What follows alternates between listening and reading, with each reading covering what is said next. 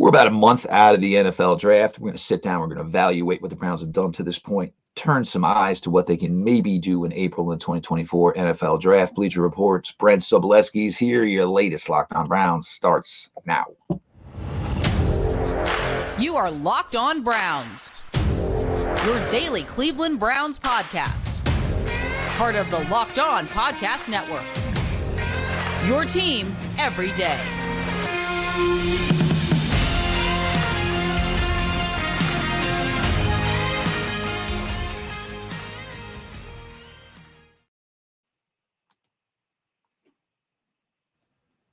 Welcome back, my friends, to the show that never ends, your daily delivery of all things dog pound, LGB on the LOB, the Locked On Browns podcast, brought to you by the Locked On Podcast Network, your team every day. Your host, Jeff Lloyd. We are joined today by the Bleacher Reports, Brent Sobleski. I appreciate everybody who makes Locked On Browns their first listen every single day. The everyday crowd keeps growing. Don't miss out. Join the party. Subscribe to Locked On Browns YouTube channel. Show is always available, always free, wherever you get your podcasts. Like I said, we are about a month out here. Cleveland Browns, Andrew Berry have been doing some serious due diligence, and I love the fact that the Browns put themselves in the fact where they can look at the draft and say, we can go BPA if that is the route we want to go to. We're going to get to the draft in segments 2 and 3. We've got Brent here. Brent, I think everybody kind of had an idea. The focus was we really liked what this defense did last year, so obviously we want to bring back as much as possible that we feel was integral to it. But your thoughts here, obviously, the Browns free agency, obviously the big splash move, if any one to this point, would probably be just the name of Jerry Jeudy being brought in. But thoughts on where the roster is currently constructed as they start to shift their eyes towards, late April.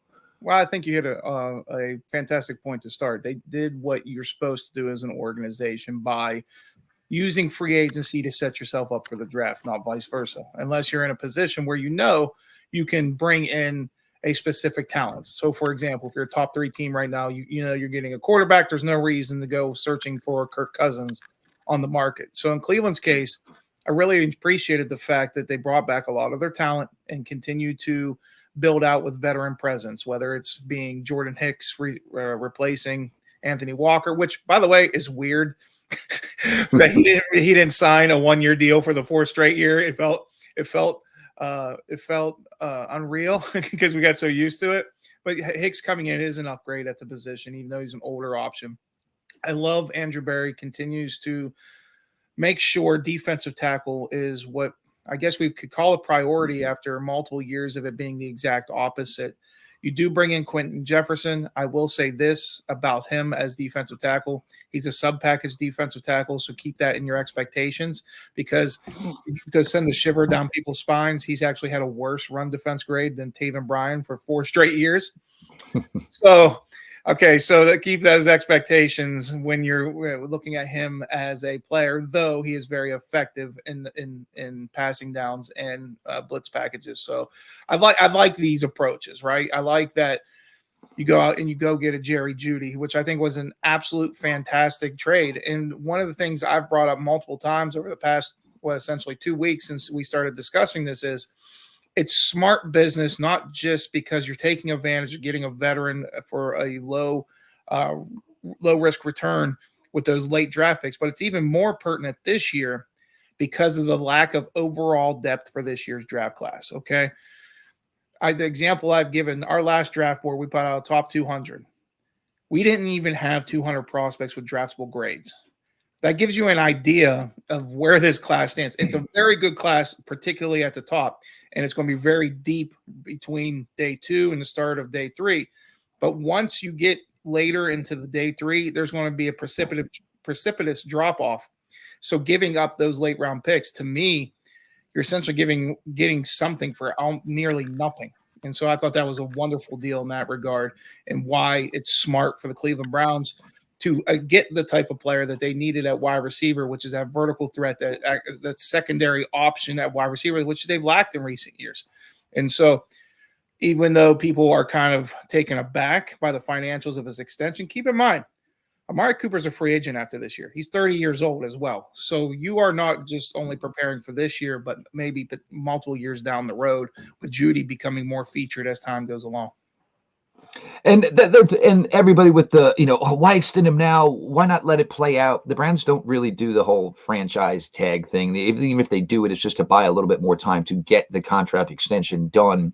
And if Jerry Jeudy goes out and catches 90 balls this year and gets 1,300 yards and 10 touchdowns, all of a sudden that number at 17.3578, whatever you want to say it is, the numbers are obviously still fluctuating until you get to a finality of it. That's all of a sudden now a number north of 20. So if they felt and been chasing this young man for 2 years, once the trade was done, it was pretty obvious the extension was going to get done anyway. I mean, they were ready to commit to Jerry Jeudy long-term, give him the ring before the first date.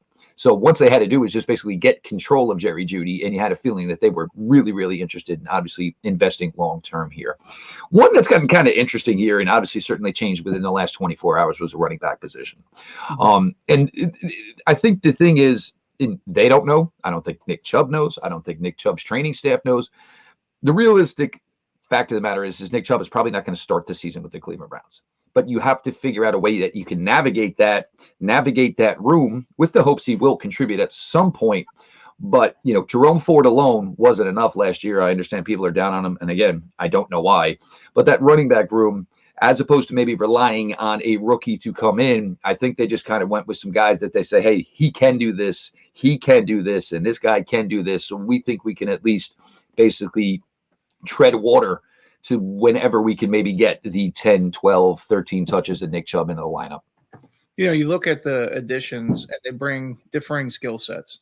You had Nyheim Hines come in. He's a third down running back, right? 2-minute offensive type of guy. Yep. Exactly. He can come in, he can block and pass protect, but he's also a very capable receiver out of the backfield. This is one of the reasons why Buffalo made that deal originally. It didn't necessarily work out in their favor because Zach Moss went to Indianapolis, played really well, and now he's the starting running back for the Cincinnati Bengals after free agency. But that was the intent, to bring in a player capable to fit in that offense because they're not a run-dominated offense, because their running backs are so prevalent in the passing game.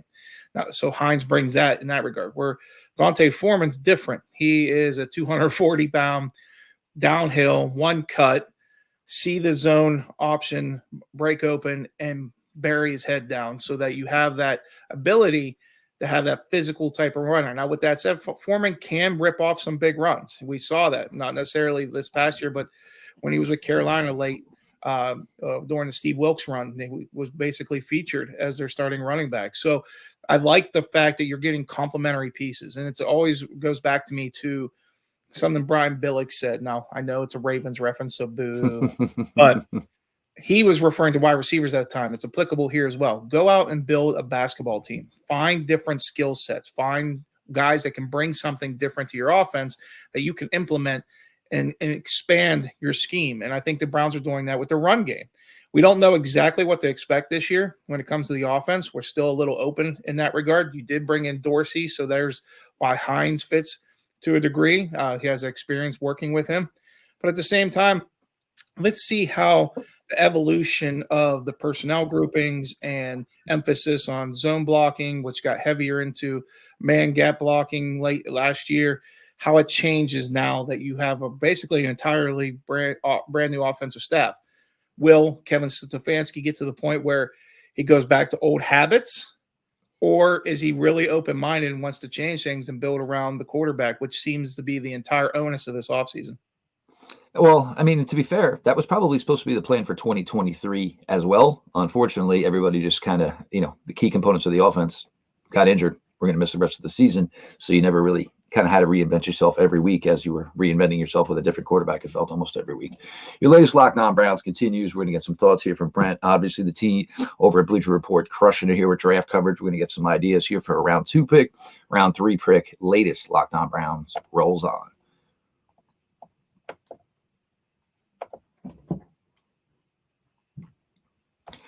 Passion, drive, and patience. What brings home the winning trophy is also what keeps your ride or die alive. eBay Motors has everything you need to maintain your vehicle and level it up to peak performance.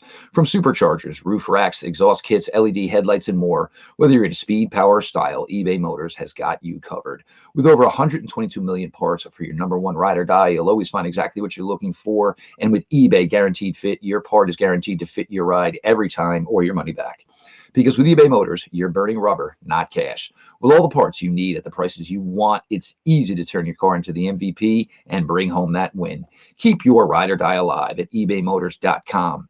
Eligible items only, exclusions apply. eBay guaranteed fit, only available to U.S. customers. Continuing on here, your latest Locked On Browns, your host, Jeff Lloyd. We are joined by BR's Brent Sobleski. Appreciate everybody who makes Locked On Browns their first listen every single day. The everyday crowd, you're a bunch of filthy animals, but you're my filthy animals. Join the filthy animals. Subscribe to Locked On Browns YouTube channel. Show is always available, always free wherever you get your podcasts. Now, you try to sit down, put together a team perspective, mock draft week after week. And, with each move, obviously things change here. But I think we're at the point, Brent, where if somebody said it could be D tackle at 54, okay, could be offensive tackle at 54, okay, wide receiver at 54, okay, heck, if they could get the best linebacker in this class, if they you can kind of make a case for every, a lot of the positional needs that sort of still left. But Brett, maybe three. What's some guys you're looking for? I mean, I say 54. I think we all believe there's a good chance it won't be 54. It'll probably be a little bit later down the road. But go ahead. Well, either way, right? You're at the behest of other teams. You made your decision, traded away your first round pick. So now you're sitting in the second round and you don't know exactly who's going to be available. All we can do is project based on who we think will be available based on our evaluations. And in the case of the Cleveland Browns, I think your starting point is offensive tackle. When you have Jedrick Wills being as questionable as he has, yes, they picked up his fifth-year option, but that was out of necessity more than anything else, not necessarily reward for his play through the first 4 seasons, not to mention coming off another injury plague season. You're going to look for a guy that maybe isn't ready to start day one, year one, a little bit of a developmental project, but you're also looking at it from a perspective of how this class is comprised. And what you will hear consistently from pretty much any draft source is this is one of the better offensive tackle classes we've ever seen, right? And that's not just because what's at top. When, for example, Wills went in that group with Tristan Wirfs and Mekhi Becton and Andrew Thomas. That was more top heavy. This is just overall depth. And so a couple names that in that day 2 range that really kind of stand out to me that fit their profile, that have the potential to develop at left tackle. I will start with Washington's Roger Rosengarten. Now, for those who watch the Huskies, he's been their right tackle. They had an awesome left tackle by the name of Troy Fontenot, who will be a top likely 20 pick, could play left tackle or guard. But Rosengarten showed when he was at the Senior Bowl, he can move from one side to the other because he has the athletic traits to do so. I think he'd be a very nice fit as a underclassman entering the draft early that you can develop over time. Similarly, Notre Dame's Blake Fisher, right? Yeah, again, a right tackle, but you have the athletic profile that fits. A highly regarded recruit coming into Notre Dame, but they had some guy named, Joe Alt, who's going top 10 this year. So it's not an indictment of these guys, these young guys that need a little bit of work, that they were at right tackle. It was simply situational. They could have very well have made that move from right to left side if that opportunity arose. We just never got to see it necessarily.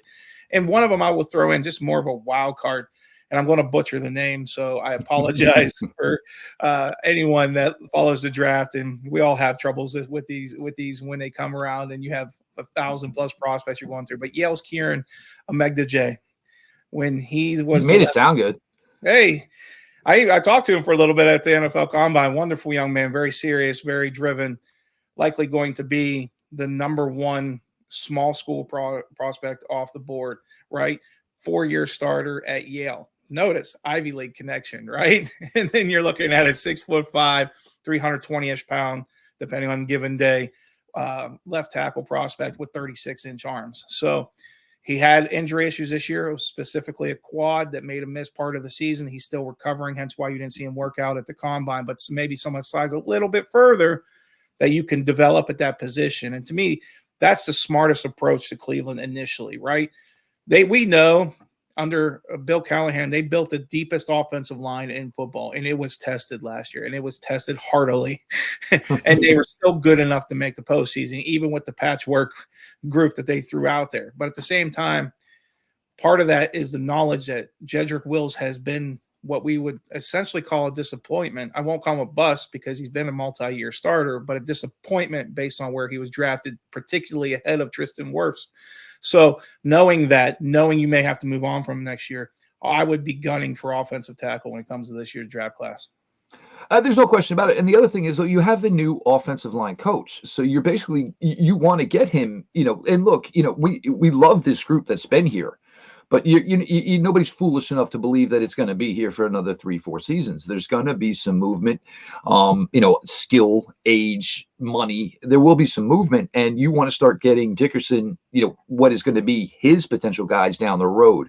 Now, looking at other positions here, Brent, and if it is an offensive tackle at 54, asterisk, who are some guys that stand out just because, hey, they're worthy of going 54, and the Browns, if they feel that way, they're not stupid enough to ignore it because maybe they don't play the top positional need?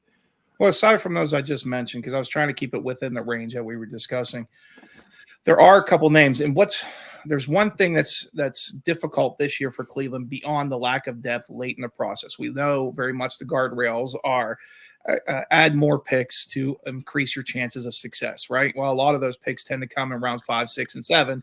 And if you don't have a large draft board overall, you don't necessarily want to be in that range. The other difficulty for the Cleveland Browns this year is this is an old class. And for anyone that adheres to those guardrails that we all talk about when it comes to Paul Depodesta when he first came into the organization, they do not like to hit certain age guardrails. So one of the names I would have mentioned that's very much in that range would be Patrick Paul from Houston. We're talking a near 6'8" left tackle, multi-year starter, raw, but still has the tools to be a long-term blindside protector in the NFL. He's already 23. Okay. So it's right on that precipice where they don't like to go, but it's a name you need to keep in mind. Another one I would throw in there, I didn't mention earlier, he's a senior prospect, a true senior. So it's not like he's pushing into year 6, 7, and 8 in some instances in this draft. But Brandon Coleman from TCU, who put up an exceptional workout. Some people have him projected to guard, but he was their left tackle. So you might have that flexibility with the position. Those are two more that I would put in that range that I think fit what Cleveland's looking for, even though they may be on the precipice, kind of tilting away from what they prefer. And it's really good because it's not just, offensive tackles. It's just the offensive line class in general. And if you're looking for that versatility, you have others that may be a guard tackle prospect, right? You may have someone like a Jordan Morgan from Arizona, again, a 5th-year senior, Dominic Puny from Kansas, 6th-year senior, Isaiah Adams, Illinois, played tackle and guard. All names I would keep in the conversation that may not necessarily be on Cleveland's board, but should be under consideration overall, just based on need, talent, and availability. And here's also the other thing, and this is what I keep trying to tell people is, they're going to break the mold sometime. They're not going to break the mold unless the guy has to start. Yeah. And they don't put themselves in that position. So therefore, I'm looking for the almost 21-year-old. I'm looking for the 21-year-old because I want to bank on where that player is going to be a year from now, 2 years from now. It's just the way it works. And, hey, and for these kids who went through COVID, obviously a really difficult time for all them and, the paths they took. But I don't think the Browns have any interest in bringing in somebody that's 24 years old and saying, let's see where he's at in a season and a half. It's just not the way they do it. I mean, because you got players in this draft who are the same age as Jerry Jeudy right now. And those players are not going to find their way to the Cleveland Browns draft board. To be honest with you, I would not be surprised if their draft board is at 100 or below this year. And I'm dead serious when I say that. Now, generally speaking, most NFL draft boards usually are from 115 to 150, depending on team and how much they whittle it down. But because of the way Cleveland operates, I know I'm bringing up names that don't necessarily fit. But so you're going to be on the board at one point, and there may not be a guy that fits perfectly into your preferences because of everything you just stated. COVID, the advent of NIL, and how that prompts players to stay longer if they're not first-round picks. Then you have the extra year of eligibility unto itself that these guys are staying longer. And so it's this perfect storm of this year's class is good, but it's missing a lot of pieces that could have been potentially there based on everything that happened beforehand. No question about it. And certainly a weird scenario with the way it's working. But hey, look, if kids are getting paid for what they're doing on the field as opposed to going to fat cats at the NCAA, I'm all for it. And at the end of the day, that's the way it should be. Granted, it could be a smoother system. We're going to continue on here, talk a little bit about round 3. Brent Sobleski from the BR is here. Locked On Browns continues on.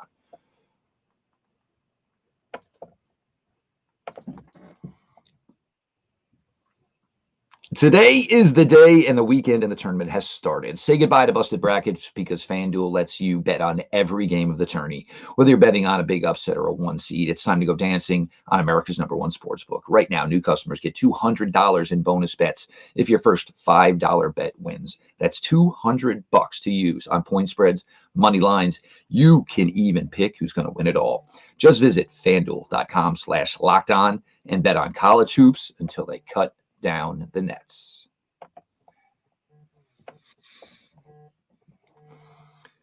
Continuing on here, your latest Locked On Browns, your host, Jeff Lloyd. Bleacher Report's Brent Sobleski is in for the ride, talking obviously the Browns' current roster, talking some possible Browns draft choices. Appreciate everybody makes Locked On Browns their first listen. Join the everyday crowd by subscribing to Locked On Browns YouTube channel. Show is always available, always free wherever you get your podcasts.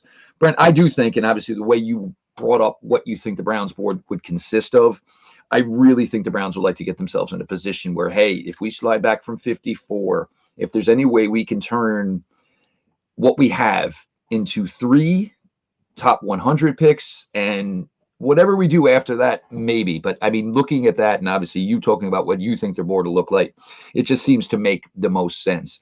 But other than offensive tackle, look, I think there are a couple of those positions they would like to be in the market on. Some thoughts here on maybe what they could accomplish if it turns out to maybe be 1 round 3 pick or possibly 2 round 3 picks.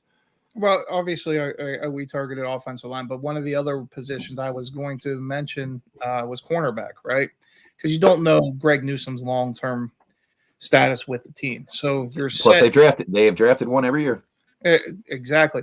So yes, you're set with Emerson and Ward, right? And you have talent, but you can never have enough talent when it comes to the cornerback position. And I think profile-wise, it fits better day 2 in that scenario that you're discussing than some of the offensive linemen. So I'm going to go down. I have a list of names I put down because I think they could fit. Shaw Smith-Wade from Washington State, Ennis Rakestraw III from Missouri, Chris Abrams-Drain from Missouri, Max Melton from Rutgers, Jarvis Brownlee Jr.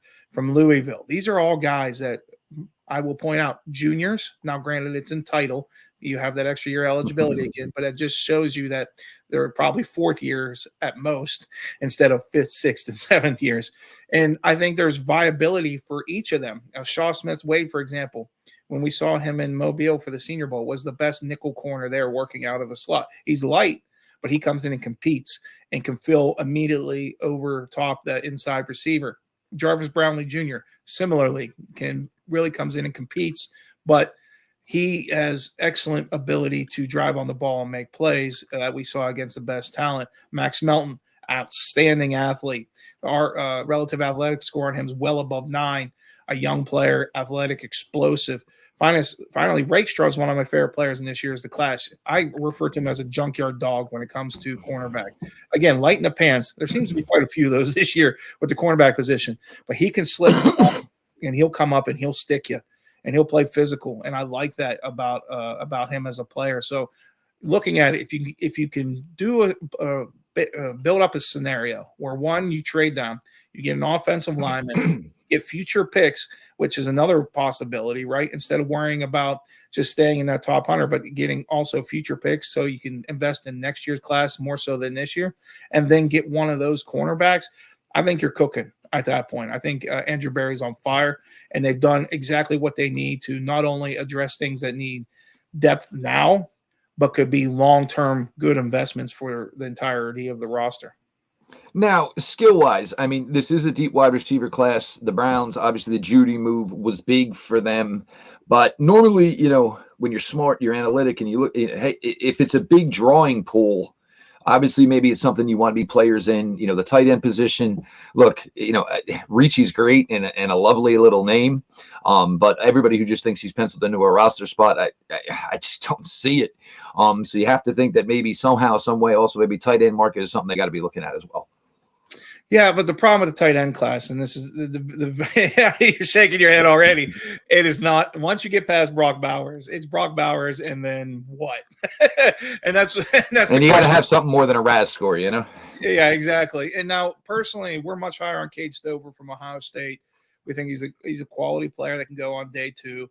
But you have that Ohio State knock on him, and it's not because of what he wore and others failed before him. It's because of the system and how little it utilizes tight ends for the Buckeyes. And so it's a projection when it comes to that position. And so you question whether it's really the best investment this year. Now, I will say this, when, going to the Senior Bowl, seeing some of these guys live, they were a little better than I expected. But it's still a weak class. The 2 weakest classes in this year's incoming crop are easily tight end and linebacker. And so if you're looking to invest in that position, it better be for a very specific talent that fits your needs, or just pass on it and worry about addressing it elsewhere or waiting till next year. But to your point, looking at some of the tight ends, you mentioned the RAS score. Theo Johnson, obviously, surpassed my boy Jelani Woods, who I loved coming in that year's class as the most athletic tight end of all time. AJ Barner's a guy that can come in, can be a two-way tight end as both a blocker and a pass catcher, even though he was not necessarily featured in the Wolverines passing offense. But then again, neither was JJ McCarthy, and he was the quarterback. So that's more that's more the system than anything else. But there are guys like Tip Ryman, you mentioned, high athletic score. I like Dallin Holker. He's just a natural receiver. He's not that big of a target. Jared Wiley, a 6'7" guy that was essentially the number one target for TCU this year when they took their downturn. So there are options, but they're not the best options, and you're probably waiting until day 3 to address that position to find a little bit of depth. So I think it depends more on the individual than it does the class, and you have to really like someone specifically internally to use a pick on a tight end or linebacker position based on what we see from overall quality of the positions. Look, the Browns are sitting right here with 5 picks. And as we know, the Cleveland Browns usually like to go into every NFL draft multiple picks, usually even more than 7 per the 7 rounds. It could be a strong testament to what their feelings are on this class. And obviously we've chopped it up here on age. And there's just so many factors here where there's a lot of players that just aren't going to have any appeal whatsoever to the Browns. And hey, you're a great player, but I have, I just don't have the room. I'm looking for players that we can bring in to develop. I would rather your rawness as opposed to what you did as a 23-year-old or a 24-year-old college senior. It's always the way they've done it. It's not going to change now just because college football has changed. Check out everything. Obviously, Brent and the team have been crushing it here. Got about a month to go, and then these guys are all going to take a nice long Rip Van Winkle nap, and we'll hear from them all again sometime in mid-May. Make sure you're following all the guys over there. Make sure you're following at Brent Sobleski. I'm your host, Jeff Lloyd. I appreciate you all for making Locked On Browns your first listen every single day. The everyday crowd, if you haven't joined it by now, make a new plan. Stand, subscribe to Locked On Browns YouTube channel. Show is always available, always free, wherever you get your podcasts. This has been your daily delivery of all things Dog Pound. LGB on ELOB. Let's go Browns.